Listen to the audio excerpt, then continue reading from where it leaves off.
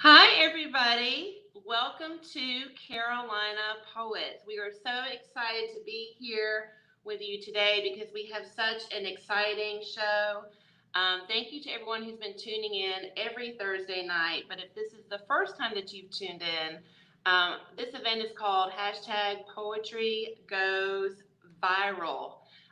We started this back in March in response to the pandemic when so many authors' book tours were being canceled, and we wanted to find a way to get poets back out to their audiences with a focus on the Carolinas. My name is Kimberly Simms, and I am your host tonight and one of the founders of Poetry Goes Viral.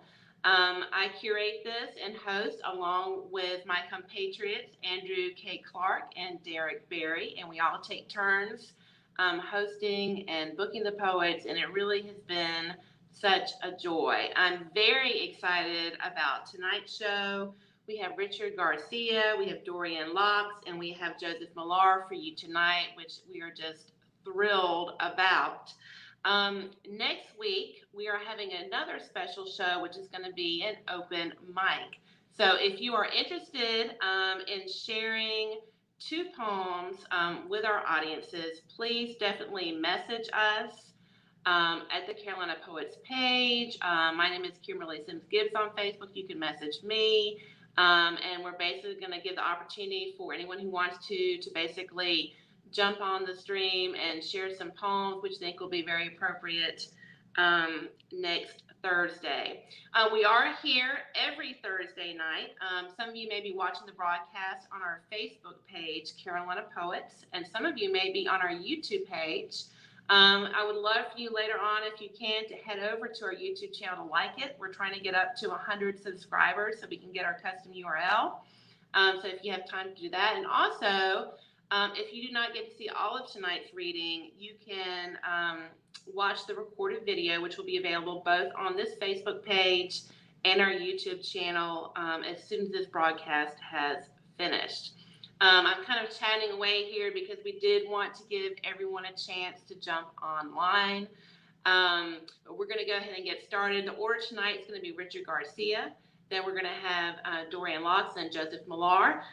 So without any further ado, I am going to introduce Richard, who is originally from San Francisco but now lives in Charleston, South Carolina.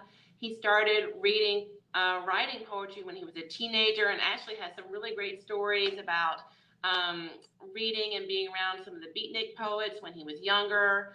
Just such a great perspective on poetry. He won the 2016 Press 53 Award for Poetry for Porridge. He is the author of 6 books of poetry, and his poems have appeared in many journals such as the Georgetown Review, Crazyhorse, the Cortland Review and Ploughshares.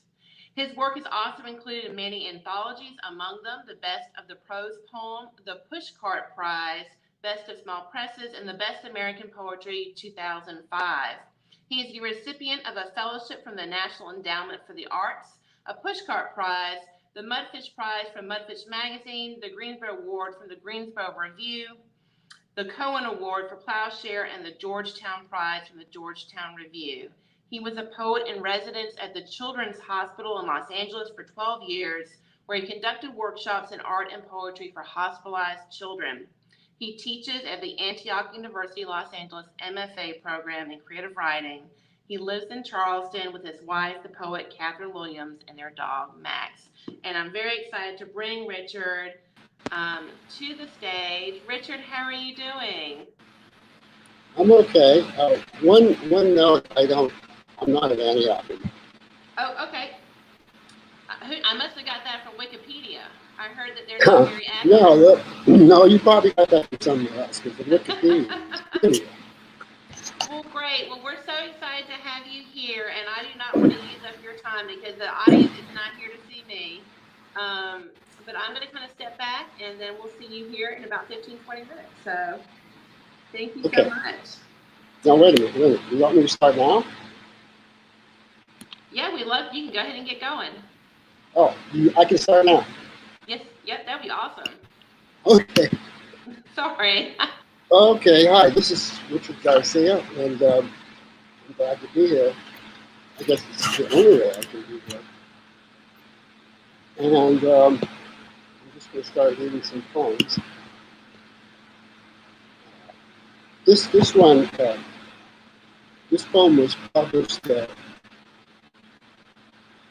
first on an online site, Poetry Spawn. It was published the first weekend after the election when Trump won. And that was a big one for that week. So there were a lot of poems that came in.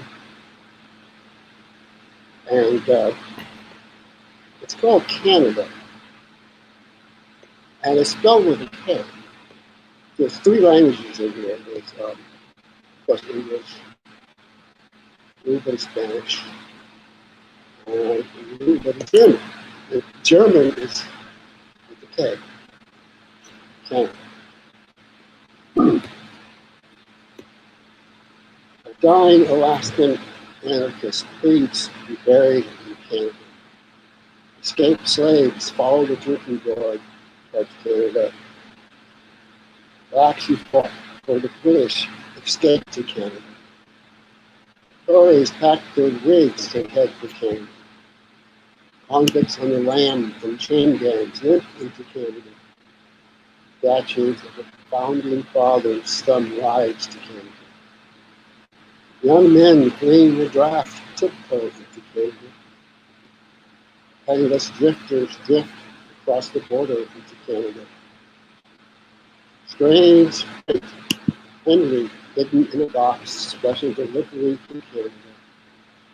Fragile animal care, use no hooks, Canada. Chief Joseph's men, in running battle towards Canada, I will fight no more forever, almost Canada. Not knowing Spanish, defeated Confederates flee to Canada. Bank robbers and bankers of the elite slipped into Canada. Confounding Texas Rangers, Gregorio Cortez comes north. Oh, Canada.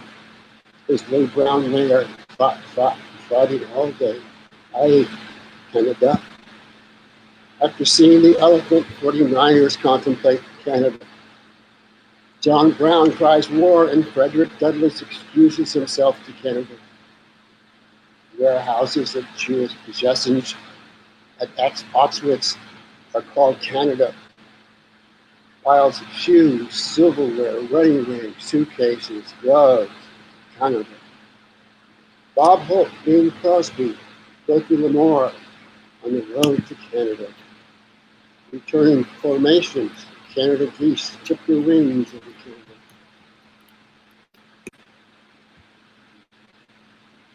Low on gas, buses full of seniors clutching prescriptions roll into Canada. Watching the election returns, tenured professors consider Canada. After Little Bighorn, Crazyhorse leads his people to Canada. Washington, crossing the Delaware, goes to Canada. General Custer, asleep under the stars on his last night, dreams of Canada.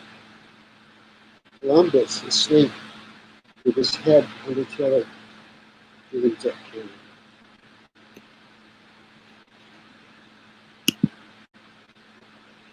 And the region of Canada is spelled with a K because it's in German. And Canada is what they call the warehouses of Jewish possessions. And I've seen pictures on the web of the sign in German on the camps. It says Canada.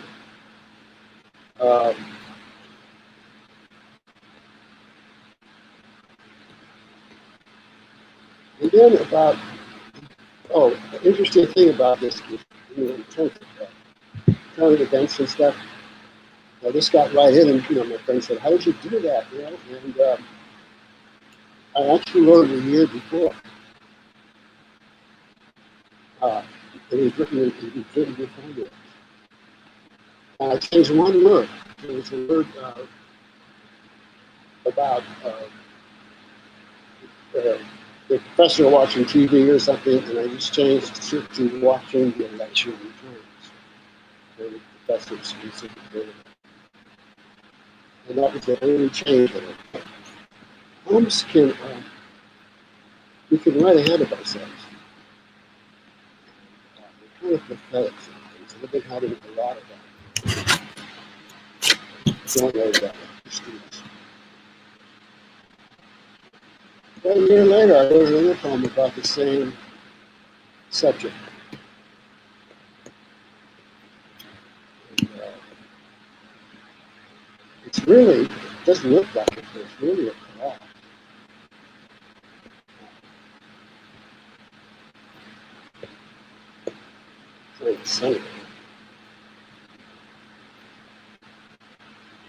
It's a cross between a talk by Joseph Millar and quotes from a soldier that he interviewed who was present at the battle of the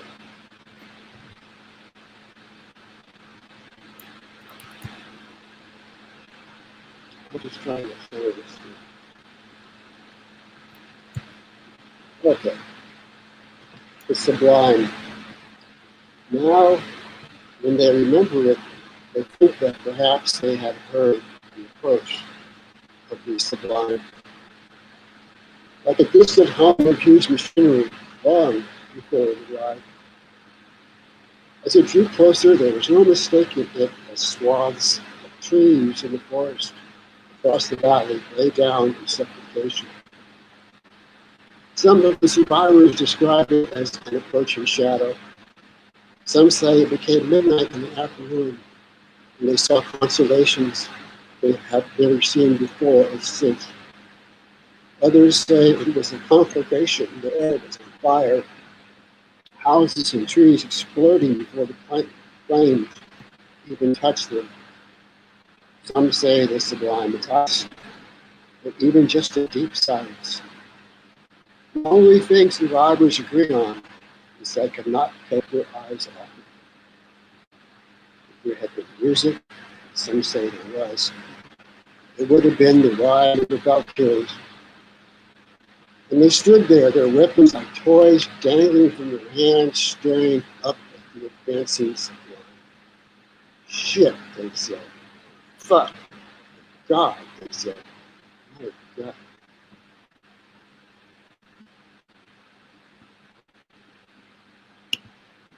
I've been doing a lot of projects with artists and different things with my students.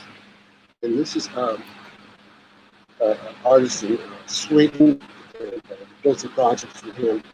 And in this project, we were writing poems about Icarus, and he was doing an ekphrastic response to it in English. You usually do it the other way around. This is called Icky. Icky, they call him now. He got spiked hair, a couple of scars where he used to have wings. He's sipping pina colada by the pool. He says to me, you know, who are you driving for Uber now? Give folks a tour all around the country. That place is just a damn seal. Why don't you get yourself a striped shirt and a straw hat so you can sing and sort of live? You're pulling around with a bunch of dead people that don't tip shit. Me, I like it good. Got the pool, 5 villas around the world, my own show on Netflix, and more followers on Facebook and Twitter than the last one in the White House. Julio says, say, how's your dad? Goodness, or whatever his name was back then. Is he still stuck on that island? Here he's got his own cell block there. Nah, says he owns the island. Rented out the black ops and CIA types that nobody but him is anyway. As far as I'm concerned, he can rendition himself, sending me off into the sky with those Walmart wings. Honey, just Icky to the bay wearing nothing but a thin gold chain around his hips, snapping his fingers. Get me another drink, will you? There's one for my buddy here. Say, Bruno, you still go by that handle? I got a little job for you. But really, You could use a new name. Pluto sounds like a dog or someone that used to be a planet. Or someone used to be big, used to be something.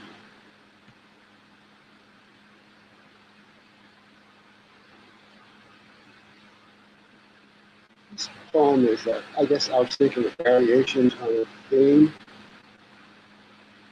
And it's called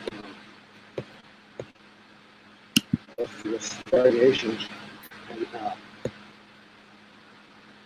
few months ago during this pandemic, my wife got stuck on a Pacific island. And I was alone here in the house for about 8 weeks.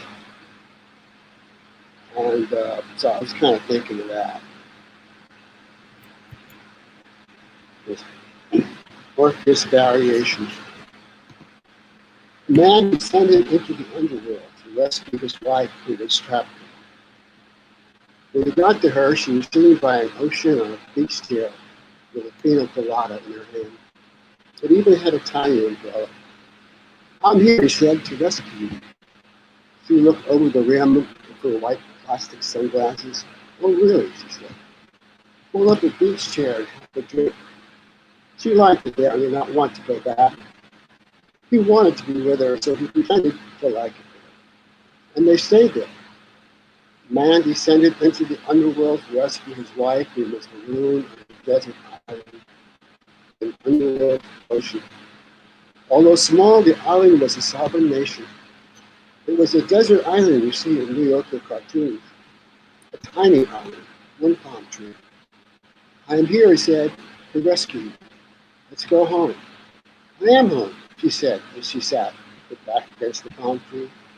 She made an encompassing gesture. All this, she said, as far as you can see, is mine. I own this island. She clapped her hands and security guards appeared and escorted him off the island. A man descended into the underworld to rescue his wife, who was quarantined on a desert island. There was nothing on the island but feral donkeys and feral cats. She had adopted a tiny cat. She was always tripping over him and would say, "Damn it, cat." She named him Damn It Cat. I'm not leaving you without damn it, she said. So the man swam towards the mainland to get the proper papers for Damn It Cat. It could take years to get paperwork for Damn It. Damn it, he'd be dead by the time he got back with the paperwork. Did I mention that he could not swim? He could not swim.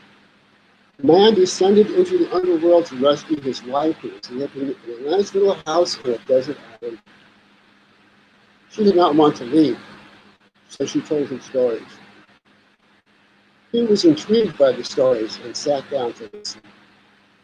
The first one began with a man descended into the underworld to rescue his wife, who was a castaway in the desert island. It was a great story. He said, "Tell me another one." "Tomorrow night," she said. "Okay," he said. He could hardly wait until tomorrow night to hear the next story.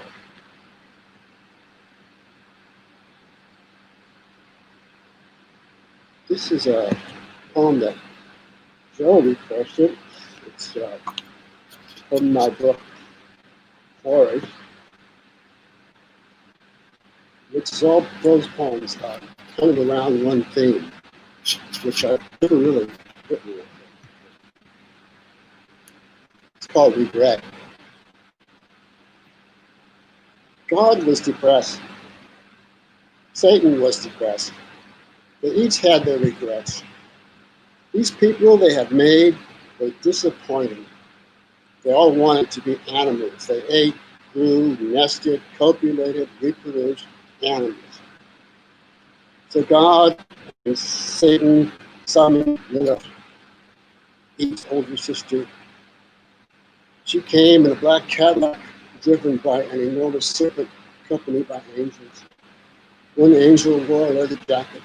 One picked his teeth with a switchblade. Another angel, dressed in his each suit, made of small mirrors, seemed preoccupied with his fingernails. Lilith wore her little black dress. Now we're getting somewhere, said God. Satan nodded. Yeah, baby.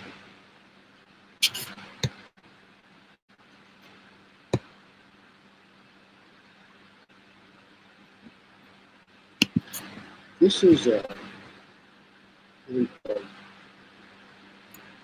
California.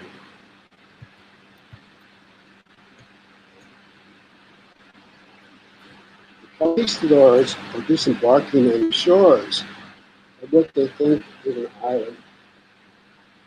It is a paradise of tall, waving grasses, animals, bears, antelope, and rivers so full of fish their horses are afraid to cross them. To pass the time while they are camping, the conquistadors are reading a book, The Adventures of Esplandian, about an island paradise called California, an island inhabited by Amazons, and ruled by their queen, Califia. Richard Garcia, one of the conquistadors, an ancestor of mine, is reading a book while sitting on a log. He looks up at the great beauty of the land. Let's call this island, he says, after the mythical island of California, and the queen, the beautiful, wise, fierce Califia. In her book, Califia and all the Amazons are black. They are tall and muscular, long legs, small waist, and shapely breasts. To this day, you can see Queen Califia represented brandishing her spear on the Great Seal of California.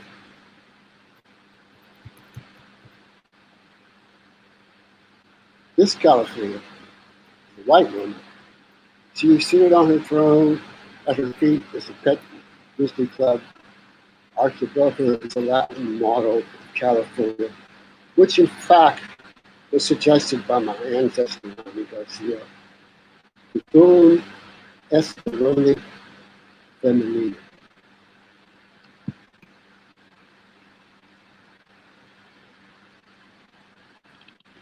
Hey, Richard, I'm going to interrupt you for a minute. Can you try taking your headphones out? Because I think we're getting a little bit of static. I think it's because of the power is not good today. I don't think your internet is as good as it was earlier because of the many power outages. I can hear you now. Yes, that's better. And maybe try and just a little bit closer to the mic. I don't think it's you. I think it's the internet is not as good today as it normally is. Can you hear me? Okay. Maybe just unplug your headphones. This story. Yes. Oh, okay, sorry. That's much better. Great. I'm going to step back out. But if you would unplug your headphones and maybe just come a little closer, because I think your internet is just not as good. Great. Okay. Is this good? Yeah. Yeah. That's a little bit better. Do you want to try and unplug your headphones? No, this is good. You can hear me and I can hear you. Okay. That's good. Okay, this poem, California, it's when the conquistadors came, they were reading a book. It was a novel, it was a hit at the time. And it was about these explorers who go to this island called California. And California is not the real word. It's a made-up romance novel, adventure novel. And it was ruled by Black Queen, Black Amazon Queen. Her name is Califia.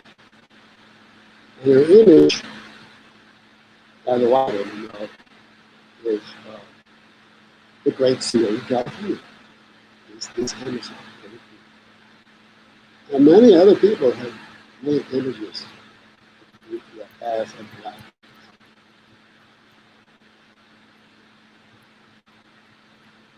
I think, we talked about how we felt today, every day, each week. We're all talking about the same thing. I think the effects of isolation are affecting a lot of people in a similar way. This is called Not Sunday. I woke up this morning and it's yesterday. I'm so glad I thought it was tomorrow, and I had forgotten something important I was going to do today.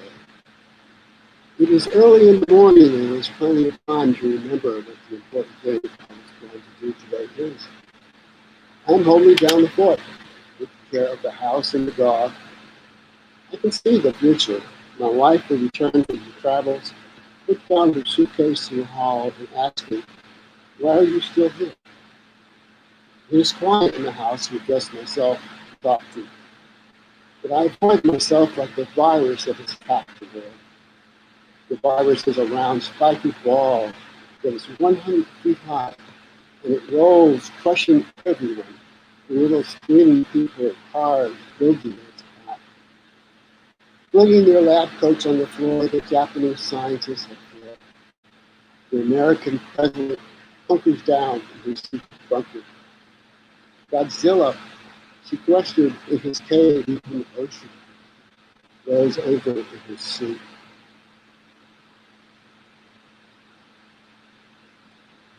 I've been surprised recently, I just noticed recently, that when you put things in poems and just assume people will know them. And I've been learning that actually they don't.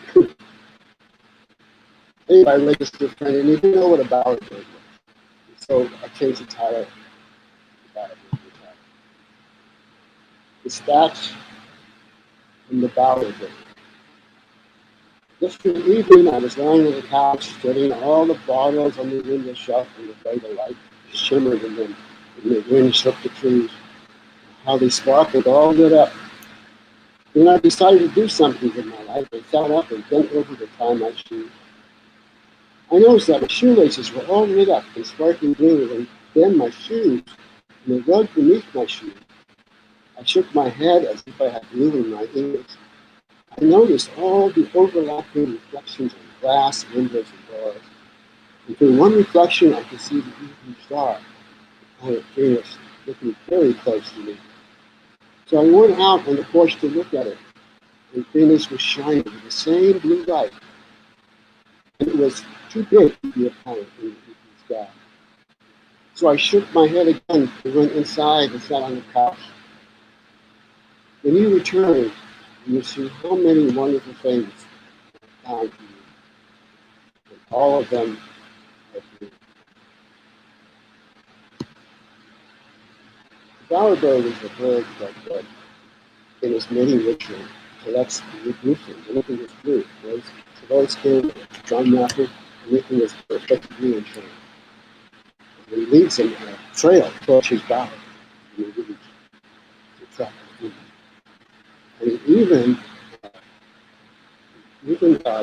takes these berries that are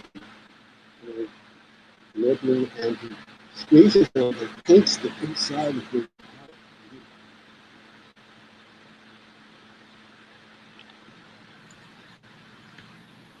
That was great. How am I doing on time here? I think that we may be there right now. I think we've got to our 20 minutes because that was just so beautiful. Okay, great. Thank you, but we're going to bring you back up at the end so we can have a little chat. Yeah. And thank you so much for everybody that's kind of clapping right now. That was so great to hear you read. Yeah. So we have a clapping. I know, we missed the sound of clapping now, don't we? So I'm going to put you backstage, and then we're going to get ready to bring Dorianne up. So Okay. thank you so much. Okay. Great. Thank you, Richard. As many of you know, we did have a hurricane that came through the Carolinas today via New Orleans. So we have a lot of power outages out across the state, and so our internet is not what it normally is here in the Carolinas. But we are so grateful to have all of our readers with us here tonight, and I'm very excited to bring up our next reader, which is Dorianne Laux, who normally is in Raleigh, North Carolina, but is back in California due to the pandemic. But she does teach both on in Raleigh and also in California. They have such an exciting life. And what the bi-coastal, is that a word? I feel like it should be. But Dorianne Laux' sixth collection, Only as the Day is Long, New and Selected Poems, was named a finalist for the 2020 Pulitzer Prize for Poetry. And if you do not have a copy of that book, please, we're going to put some links in the chat today so that you can go and pick that up, because if you don't have it, you need that in your life. You absolutely do. The Book of Men was awarded the Patterson Prize. Her fourth book of poems, Facts About the Moon, won the Oregon Book Award and was shortlisted for the Lenore Marshall Poetry Prize. Lau was also the author of Awake, What We Carry, a finalist for the National Book Critics Circle Award, and Smoke, as well as a fine small press edition of the Book of Women. She's a co-author of the celebrated text, The Poet's Companion, A Guide to the Pleasures of Writing Poetry. And actually, I was watching, she recently did an interview with Tim from Rattle, and he was saying that he had not really even been into poetry until he studied a book of poetry by Dorianne Laux when he was in college, and that is what basically got him into loving poetry, which I think is pretty high praise. So, Dorianne, we are just thrilled to have you here today, and I'm going to step backstage and give you it all. Thank you. Hello, everyone. Hello, Therese and all the Emmett Roney and, wonderful people from Pacific MFA, which is where we also teach. And I thought today that I would read new poems rather than poems from the book. That shouldn't preclude you buying the book. I don't want to stop anybody from buying the book. But it was so wonderful to hear Richard. And he came to visit us. I don't know if you can see it. I tried to put it up on the share. But he came to visit us in 2017 and in North Carolina at State, and gave a wonderful reading. Our students just fell in love with him. We fell in love with him when we had seen him a couple years earlier at, I think it was Beyond Baroque, where we read together with him, and met his lovely wife, who I guess is going to be reading here soon as well. And you should definitely give her a listen. She's a surfer. They both used to live in California, so she surfed the wild ride in California, and I know she does it there in North Carolina as well, but not during a hurricane. So anyhow, welcome everyone, and I'm just going to read a few poems and then get out of here so my wonderful husband can read you some more. And these are all new poems that we've been creating with a couple of groups that we meet with online. And one of those groups meets Sunday and one meets Monday. And when we meet, we bring a couple of words and maybe a phrase or a time of year or color. And then we all have to write poems using all of those words and phrases and ideas. And we come up with some pretty interesting stuff. One of the groups I'm in, Matthew Dickman is also in. And Matthew began our meeting one day by talking about how Oregon has the smallest park in America. And I didn't know that. And he said it was also named after a poet. And so this poem came out of that comment. The smallest park in America is dedicated to a poet. Maybe 5 people can stand up in it, which is enough warm bodies for most poetry readings. Most poetry readings are given at dusk, the darkest part of twilight. A poetic word, if there ever was one. The time right before Orion rises in the east, a time when all 5 poets look up and sing their verses to his belt. There is always a vase of just cut flowers, dying in a narrow vase set upon a skinny, wobbly lectern. A squat glass of water some poets replace with vodka, maybe a splash of bitters. The poet's poems are peeled in layers like onion skins, and someone always cries mineral tears that fall onto patches of grass, from which a staircase grows, winding in a spiral into the crowns of trees, dislodging hazelnuts. Everyone then cracks with their poet-loving teeth, grinding down the mealy meat. After many long distances and a boatload of words later, the poetry reading ends, first to silence, then to quiet applause, at which point someone bends down and unlatches the shin-high gate, and they parade out the door made of any weather and into the dark hallways of evening to search for their cars. They stand for a moment under the stars, remembering what it was like to be held gently in a lion's open mouth. So that's the poetry reading. And this one I'm reading kind of in honor of Richard's poem, where he talks about God. And this is called God's Sorrow. And it has a little epigraph from Matthew in the Bible, 10:29-31. Not a single sparrow falls to the ground without Father's knowledge. That tiny brown bird with white splashes on both cheeks is leaving us, their feathered cadavers found in fields or shrugged from branches and wind, their voices mourning prayers sung from the eaves of barns and houses, waves of them, a knot or flutter, host or quarrel, a crew of sparrows rowing the air. God must be bereft, wearing his sweater of sadness, sitting in his truck, morning's engine revving, his first cup of coffee going cold in his hands, his woman still asleep beneath the covers in the house behind him, his breath fogging the truck windows. He never asked for this sacrifice, their weightless bodies falling like the snow that just won't stop. He watches the light return above the hills, climbing the ridge like a soft animal, timid at first, then recklessly setting the trees on fire. He knows the great flood is coming. His blue umbrella collapsed on the seat beside him. He remembers the first one he held in his tender palms, still as the world on the first morning. How hard it was to place such perfect wings into a shallow grave.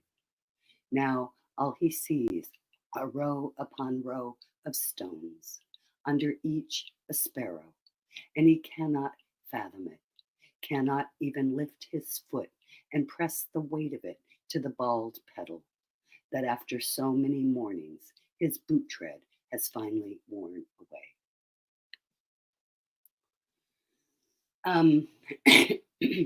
And this is a poem that came out of a comment someone made today. I just wrote this very quickly today in response to a poet who said, gave an exercise online. And the exercise was to use the phrase, poetry is petty.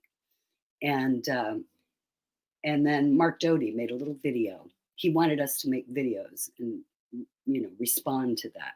And Mark Doty made a wonderful video where he said, no, I just can't go with poetry is petty. Just can't do it. And he beautiful explanation, spontaneous, as Mark Doty is, brilliant. And so I did a quick response, and mine is untitled as yet. Poetry is never petty, nor is it pretty, though beautiful in highly particular ways. A particulate vision, a portal through which you might see a postal worker walking through the rain, his satchel bulging with America's faces, making a path through thunder, bolts of sky parting to light the way. Poetry is pagan and perilous and powerful as a boy in a pond, naked as day, deep as night, potent as an elixir, peaceful and pure as any driven snow.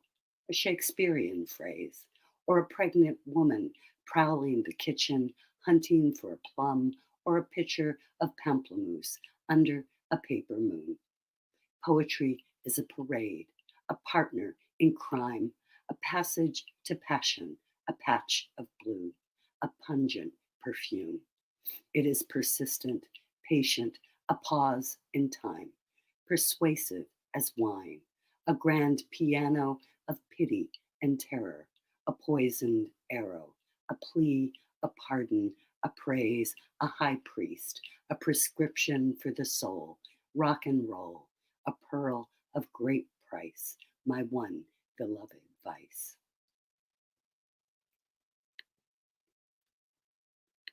So somebody said they lost the signal,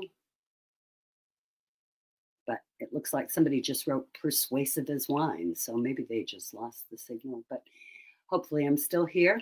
And this is another short poem, newer one. Let's see. Well, actually, I'm reading these off of my computer and I might have lost it. No, here it is. It's called Our Job. Sometimes we forget it's our job to be happy. We get old and forget our glasses, our keys. Certain words float away like wind-swept balloons. How the wind can make a field of clover, a deep green ocean, lapping over our bare toes. The moon, a Roman coin purse fallen open, spilling its history and light for free. We forget to be stupid with happiness, like an empty railroad car filling with evening, rumbling over the yellow hills. We forget to say goodbye with a sloppy kiss, like dogs say hello in their dog language, to have sex like two kerosene lamps, our tongues lit wicks, to give each other hickeys on the neck before leaving.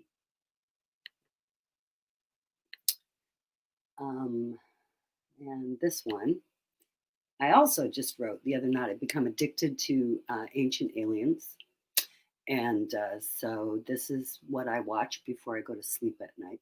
So this right now, for lack of a better title, is called Bedtime Stories.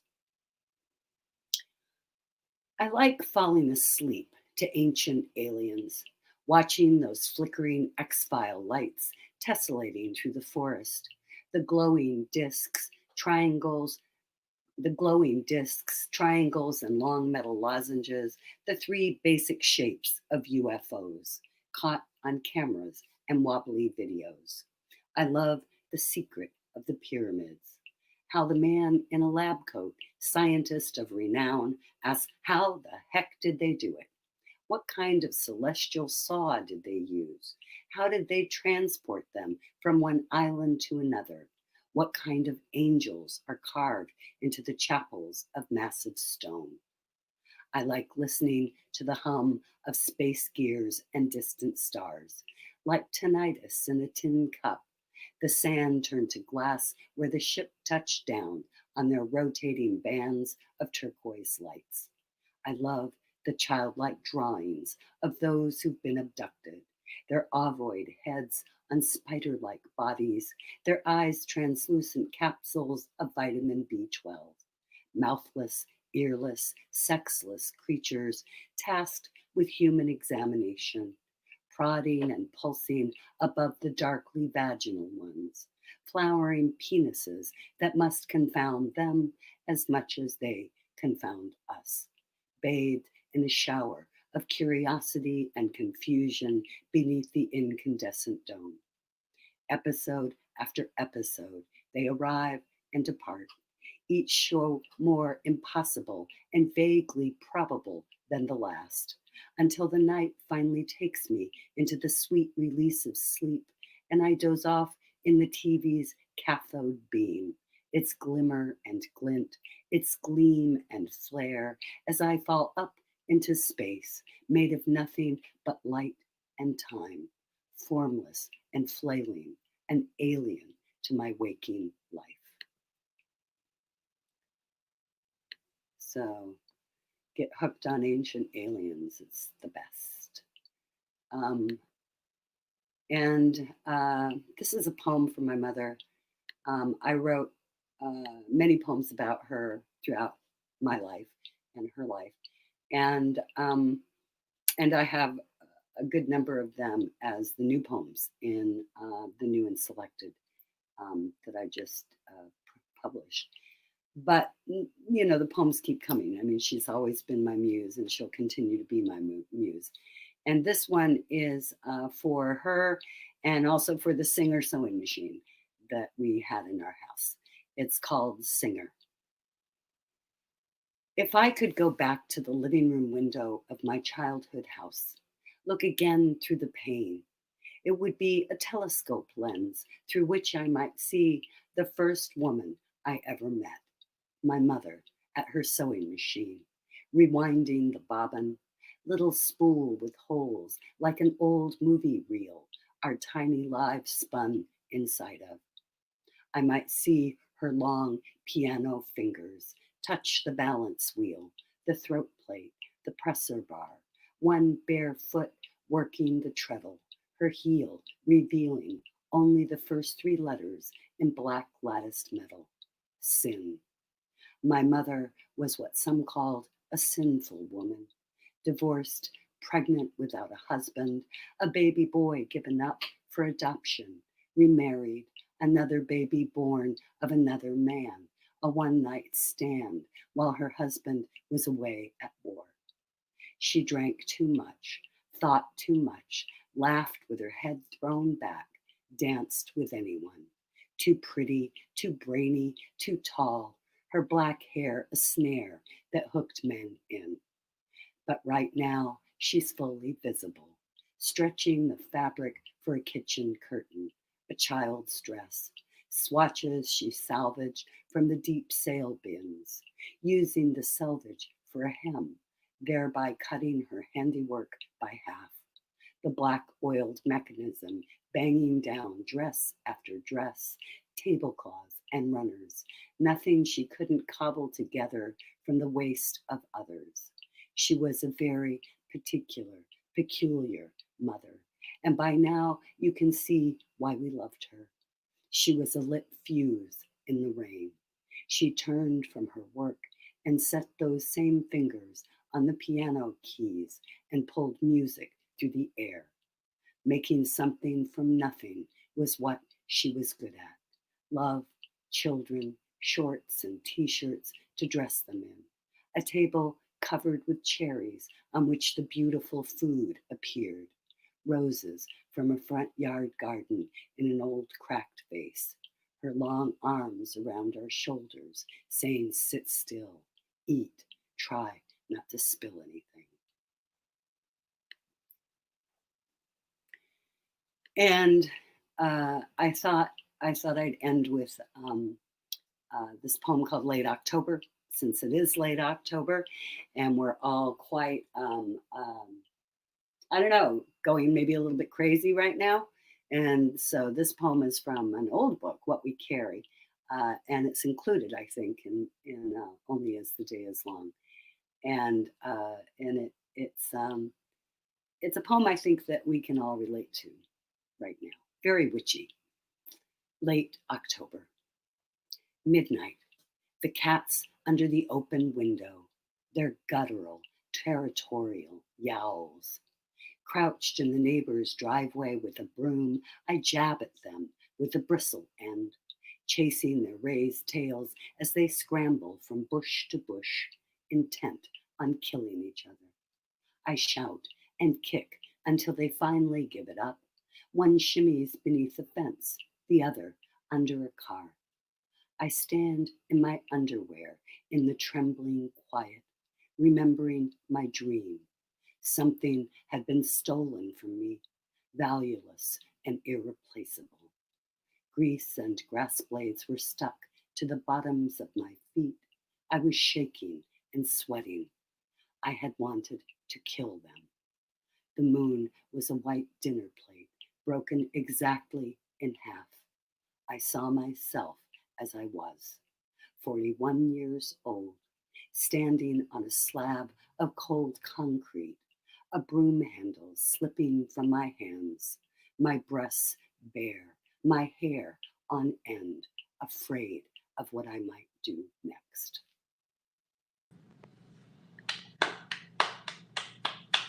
That was amazing. Wow, what a treat we've Thank had you. tonight. After listening to Richard and now you, I just want to go write poems. Good. That's, I'm that's so fed as a poet. That was amazing. Thank you so much. that's all we ask. Write a few poems, Okay, well, we're going to Thank say you. goodbye for a minute, and we are going to bring on here in just a second your dear husband, Joe. But thank you so much. We'll see you back in a second. This whole night with Richard and Dorianne so far, and now Joe, has really been just such a treat. And last night I was watching some videos of Joe Millar at the Dodge Poetry Festival, and his poetry is just such a wonderful combination of wit and humor and then deepness and just so many wonderful things that I'm just so excited to bring up yet another amazing poet tonight. Joseph Millar is the author of several poetry collections, including Blue Rust 2011, Fortune 2007, Overtime 2001. And he actually has a new book, Dark Harvest, and God, that title, Dark Harvest, coming out from the Carnegie Mellon Press. So definitely, we're going to be posting his link, so you can also pick up that book, take it home, and feed your poetry soul. It's really exciting to have so many new books coming out this year. His book Overtime, which was released in 2001, was a finalist for the Oregon Book Award. He's received grants from the National Endowment for the Arts, the Montebello Arts Center, the Oregon Literary Arts. His poetry has been featured on Garrison Keillor's National Public Radio program. That sounds like a dream for a poet right there. The Writer's Almanac, and won a Pushcart Prize. Millar, who has taught at Pacific University, the University of Oregon, and the Oregon State University, lives in Raleigh, North Carolina, with his wife, poet Dorianne Laux. So this is just going to be another treat. Joe, thank you so much. It's such a treat to have you here. I'm going to jump off stage. Are you doing okay? Yep, good. Awesome. Well, great. Well, I'm going to leave you to it, and then we'll jump back on here a little bit. Okie dokie. So those are two fine poets that we just heard, and I don't usually have to follow my wife, and I'm glad I don't usually have to, because you could see she's a killer. But and we've been writing this summer, and for some time I've gotten into this thing where I'm doing more rhyming and less narrative, and so I don't always know what I'm doing. But I decided to stop griping about it and just write them down, and then I was told by my wife, stop griping and write them down. So she ended with an autumn poem, and this is kind of an autumnal poem, and it's called River Road. It was raining when we got back upriver, a soft rain that fused the gray sky and the water and sounded its whisper among the trees. For the season was coming down to an end, and whatever was left undone would now be set free and left behind. And I started packing a suitcase. I put in some jam and a camera with a telephoto lens. I put in some wire and construction staples and an old violin. I knew there was no need to salvage the glass, though my heart stretched out with its stents and new piping, for the wine was gone and no turning back to cover the feelings of growing old. And the October nights would keep getting longer, playing their etudes and harmonies, their big stars that shine on down from the past and threaten to drink up the road. Okay. This one is called Boots and Coat.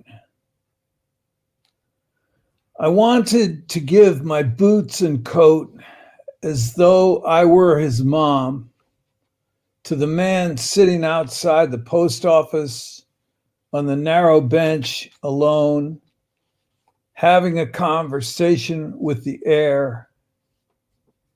It looked like his forehead was made of stone, and I wish I had taken the time to speak, but I was afraid of his eyes and hair, his trembling knuckles and cauliflower ear. How do humans even talk to each other? How do they know what to say? Watching the smoky sky and weather, though tonight the stars have all drifted west over the great saltwater depth, and the small, quick hands of the raccoon are sifting the broken mussel shells under the alkali moon. You know, it's easy to walk away in your shoes for work, in your boots for the river, and you know it takes more than a kiss on the eyelids to stop the tears of a grieving mother. These are the new poems. Are the first time I've read these new poems. I mean, except to the people in our group. So sometimes you hear the similar language, you know, like telephoto lens and whatever. I noticed that was in Annie's last. We got the same words going on because we use the same words. This one is called Materials. George Oppen, the great George Oppen, he had a book called Materials, and he was hella smart, way smarter than I am. So it was different. He used them in a different sense than I do, which is I just use them like more or less material in the world that I can name and sometimes make a poem out of. Materials. There's pieces of silver and pieces of rock, wood blades spinning in the ceiling fan. The temperature's high, maybe over 100, where you sleep in the electric TV light with the clicker under your hand. And when I was a boy, I slept in the attic next to my pagan drum, though sometimes I felt like an alien there, rhythmic and speechless, half ashamed. And I dreamed of a woman with wine-colored hair, swirled back like a tangled mane. Today, I know there's no God but God, watching the big woman next door, bending down in her purple robe and putting out food for the cats. For she must have been in love before, standing outside in the shadows alone, listening to gulls cry out in the wind, which goes wherever it wants to go and may not return again.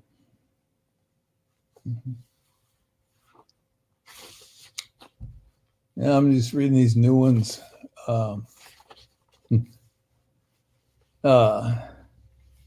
This one is called Materials 2. Crack, sack, smack, shellac. You listen to the sounds of Babylon, to the rattle and slam of the midnight train, and other noises you can't tell apart, carnival joy or evangelical pain coming straight from the heart. And you are not sad about the jade ring lost in the frozen sand. You are like the mouse who hides in the wall. He's chewing the plaster, making a hole, his feet spread open like hands. For he can smell something sweet near the sink, honey or blackberry jam.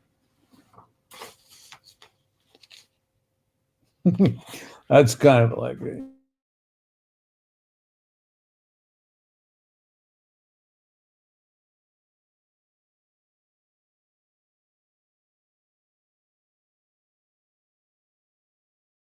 I have a couple more of these new ones, and then we'll call it good. I hope your internet didn't cut out. Oh, you can't hear me out there? You're Oh. frozen on the screen. Guys, Joe came back on. Joe just came back on, I think. How many poems did they make? Okay. No, nothing. It just went out for a second. I think you're good. We just lost you for like 10 seconds after your last poem. So Well, okay. you're good. All I'll right. take it back off. Oh, no. Please. I'm going to Back add you off. back on. There you go. Let me.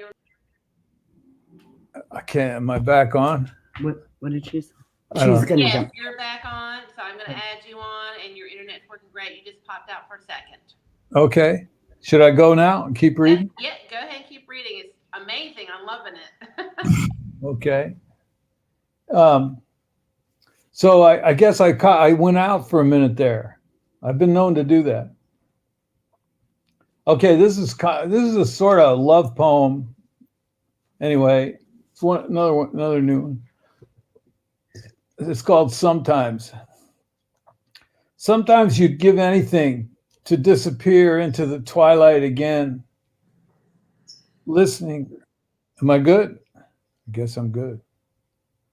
Listening to the forest's insomniac shuffling, the ravens loosening the pines, where the blue mud squishes under your soles, in your left hand a jar of cheap wine, which is clouded up like a blurry lens, the dust of the air from 5 counties east, which comes drifting through the August night, smelling of burning grass. And these lines were not written above Tintern Abbey, nor from the NASA space station, with its silicate windows and oxygen, the galaxies clustered along some filament like a river that has no end. Though your hair is a world full of time and despair, which can't be compared to any other, its dark red thicknesses streaked with gray, me with my perfume, and you with your feathers, for we were always obsessive lovers. And I'll end with this one, which is called Migrations. I watch the horses, how the light returns and the fog lifts over the fields, and the tan sparrows flutter in the gold stalks of pampas grass, and the dust flares in its plumes. I think of the austere wooden floor where the Zen students sit under the mind's umbrella, the waves of thought rolling over the sand, coming close to the dunes, and Brando hollering upstairs to Stella, the reckless nasal voice of desire, fearsome and manic, trapped in the spell of the body's magnetic fire. Sometimes I dream of a quiet woman drifting down river, looking up at the shore. I think of my youth with its cup of sadness I learned to sacrifice and ignore, to arrive with the bees and the orange moths, jittering here in the lantana bush, along with the southbound butterflies, only 2 steps from my door. Thank you.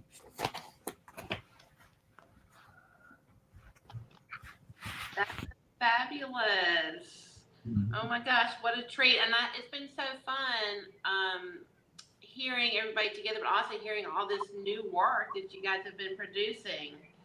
I'm going to bring everybody, I'm going to bring Dorianne and Richard back on for just a second. And first of all, I just would like to say thank you, Richard and Dorianne and Joe, for giving up your time to share with us tonight, because it has just been such a treat. I just want to lock all the trick-or-treaters out and write poems all weekend. How has it been, do you think, as poets during the pandemic? Do you feel like you've written more, or?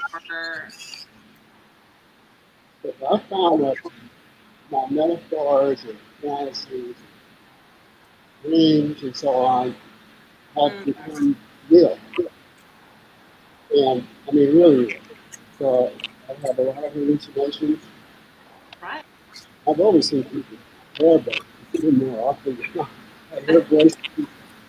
And that's one of the poems I sounds kind of fantastic for everything to do with it. Literally, water. So, yeah, this isolation has the other thing, too, I think we get this Mr. King. In this time, you're forced to go inside. Yeah. You're forced to write harder and to think harder and to think harder. Absolutely. I think we can afford to think of the music. So, and Dorianne, guys, Pardon? what about y'all? How is the pandemic? Do you think you've been writing more, or has it changed things for you? I think I love what Richard says about write harder and think harder. You know, I think it's forced us all into a certain kind of isolation, which is the poet's purview. You know, and that's where we live. And so, in some ways, no, it's not hard because, you know, but on the other hand, it's difficult because the mind is so engaged with what's going on right now and how terrible it all is, and in so many ways. You know, I mean, the pandemic, Black Lives Matter, Right. you know, what Betsy DeVos is doing to the school system. I mean, you can just go on and on.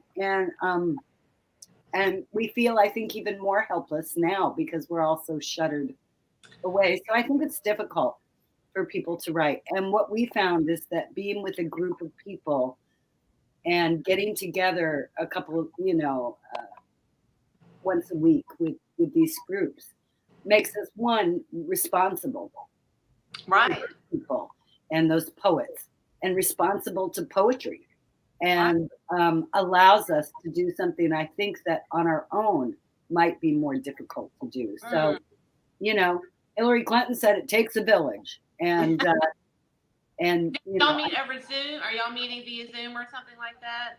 yeah.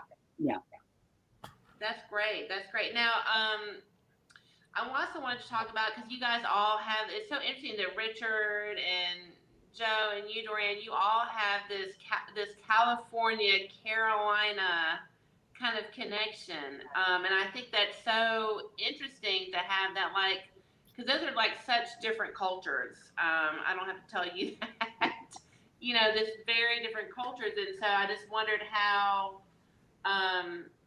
you all felt like, did it change you as a poet if you started in California and came to Carolina, or how is that difference, you know, affect you as a writer?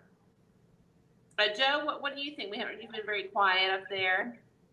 Yeah, well, you know, I came to California. I mean, unlike Richard and Dorianne, who are native Californians, I came here in 1967 when I just out of school, and then stayed here until I moved up to Oregon to be with Manny in the late 90s. And I don't think I would have been able to start writing if I hadn't come out here.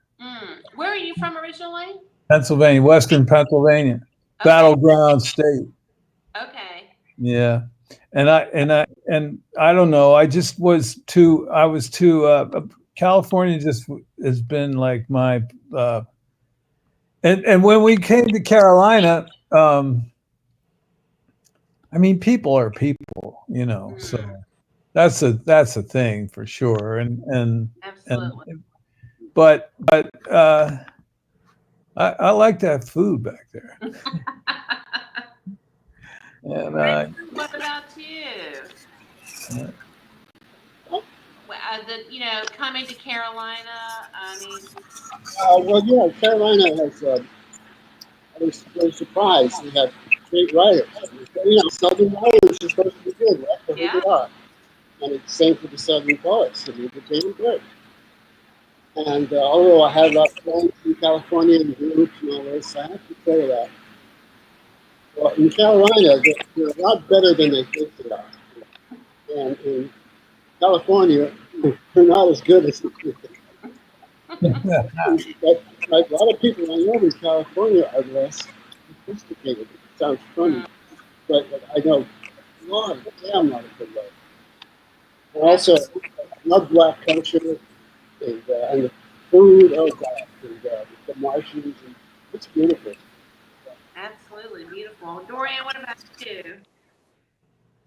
Well, it was really the last big move we made, in our lives, and we really wanted to experience the South. We really had not experienced. You hear, stories about it, but we hadn't had any direct experience. And it is, after all, the seat of, the nation. I mean, so much happened, there. It's got such a history. And, if you had asked me when I was a young and growing up in school, what the Civil War was about, I mean, I kind of knew vaguely, I knew there were grays and blues, but I had no idea which was which. I didn't, History starts a little bit later in California. I think history starts like in the 1890s in California, as opposed to. Yeah. And so, now if you had asked me as a child about the history of the Miwok Indians, I could tell you anything you wanted to know, but, the Carolinas, even just the East Coast in general, I knew much less about. So it was a real education for both of us. And I find, North Carolina coming into my poems now, and yet I still write poems about California. It's not really the place of my birth. I was born in Maine. Oh, wow. Okay. But I was brought out very, very young by my mother when I was two. So I don't really remember Maine. California, San Diego specifically, is where I always lived. So right next to the border, and not too far from LA. That's strong landscapes. I think that, California and Carolina just have really distinct, strong landscapes, which is landscape is such an important part of, I think, being a writer. But this has just been such a treat to have you all on here tonight. I don't want to keep everybody on too long, but we are going to be posting the links to everybody's books tonight. And if you're out there watching, this has been a wonderful time for everyone to do some writing as a writer, but not getting to do our book tours like we normally do. This is a book tour event, so I hope that you will go out and buy these books from these authors. Particularly if you can get it from their website, that's always a plus, I think. But thank you, Richard and Joe and Dorianne, for coming on tonight. We so appreciate it. I just want to mention Ariana Grammaticus. Yes. Who said this was her first poetry reading she's ever attended. Yes. And that it was a wonderful experience. I mean, it makes all of us feel so good when we have a first-time poetry reader. Well, I love it. And if you are following us tonight, please like our Facebook page, Carolina Poets. We have a YouTube channel that we're building. This reading is going to live on our Facebook page, and also is going to be living on our YouTube channel. We're trying to get to 100 subscribers so that we can push out even more content. And please, if you are a burgeoning writer, join us next Thursday and read in our open mic. Just definitely comment or send us a message and we'll get you on the list. Thank you again, Joe, Rich, and Dorianne. This has just been such a treat. I'm going to let y'all go because we've just had so much of your time tonight. We really, really appreciate it. And we look forward to seeing you all again soon. So I'm going to say goodnight and let y'all off the stage. Thank you so much. And please, definitely, next week, we're going to be having our open mic, and then we are here every single Thursday at 7 o'clock featuring 3 poets with Carolina connections. If you are a poet with a connection to the Carolinas with a new book coming out, then definitely send us a message. We'd love to get you on. And once again, it's myself, Kimberly Simms, Andrew Clark, and Derek Berry curating this each week. We will see you again hopefully next Sunday, and thank y'all for being a wonderful audience. Good night.